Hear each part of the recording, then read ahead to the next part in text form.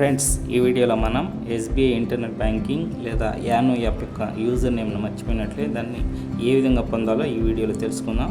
ముందుగా వీడియోలో చూపించినట్లు chrome browser కానీ లేదా ఇంటర్నెట్ బ్యాంకింగ్ మన ల్యాప్టాప్ కంప్యూటర్లో కానీ ఎస్బీఐ లాగిన్ అని కొట్టండి. తర్వాత ఫస్ట్ వచ్చిన లింక్ని క్లిక్ చేసి క్లిక్ చేయగానే కంటిన్యూ టు లాగిన్ అని వస్తుంది. ఆ కంటిన్యూ టు లాగిన్ క్లిక్ చేయగానే లాగిన్ పేజ్ ఈ విధంగా వస్తుంది. మనకు పాత వివరాలు ఏమైనా గుర్తున్నట్లయితే యూజర్ నేమ్ పాస్వర్డ్ దాన్ని ఎంటర్ చేద్దాం. ముందుగా ఫస్ట్ యూజర్ నేమ్ ఎంటర్ చేస్తున్నాను, తర్వాత పాస్వర్డ్ని ఎంటర్ చేస్తున్నాను.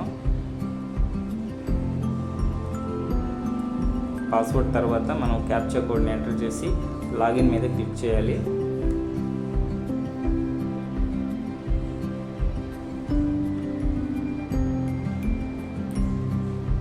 క్యాప్చా కోడ్ ఎంటర్ చేశాను. ఇప్పుడు లాగిన్ కొట్టగానే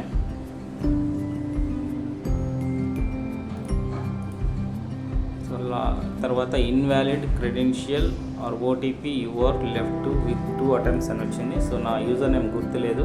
దీనికి ముందుగా మనము ఫర్గెట్ మై యూజర్ నేమ్ అనే ఆప్షన్ సెలెక్ట్ చేసుకోవాలి.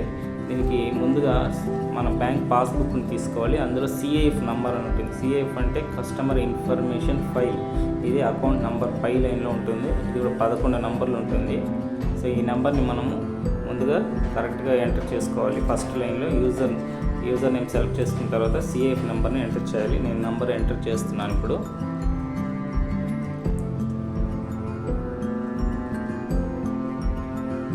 సిఐఎఫ్ నెంబర్ ఎంటర్ చేయగానే కంట్రీ కోడ్ మనం ఇండియా కాబట్టి ఇండియా సెలెక్ట్ చేసుకోవాలి.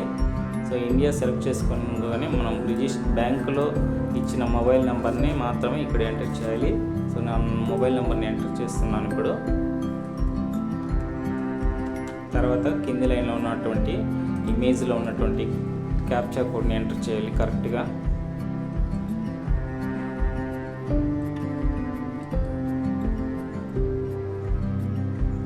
క్యాప్చా కోడ్ని ఎంటర్ చేయగానే సబ్మిట్ ఆప్షన్ మీద క్లిక్ చేయాలి. సబ్మిట్ ఆప్షన్ క్లిక్ చేయగానే నేను మొబైల్ నెంబర్ రాంగ్ ఇచ్చాను. ఇంకొక నెంబర్ తప్పు ఉంది. దాన్ని కరెక్ట్ చేసి మళ్ళీ సబ్మిట్ కొడుతున్నాను.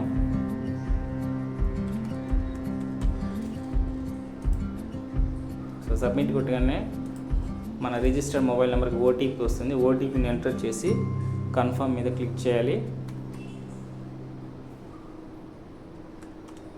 కన్ఫర్మ్ మీద క్లిక్ చేయగానే రిజిస్టర్డ్ మొబైల్ నెంబర్కి మన యూజర్ నేమ్ అనేది మెసేజ్ రూపంలో వస్తుంది. అలాగే స్క్రీన్ మీద కనిపిస్తుంది.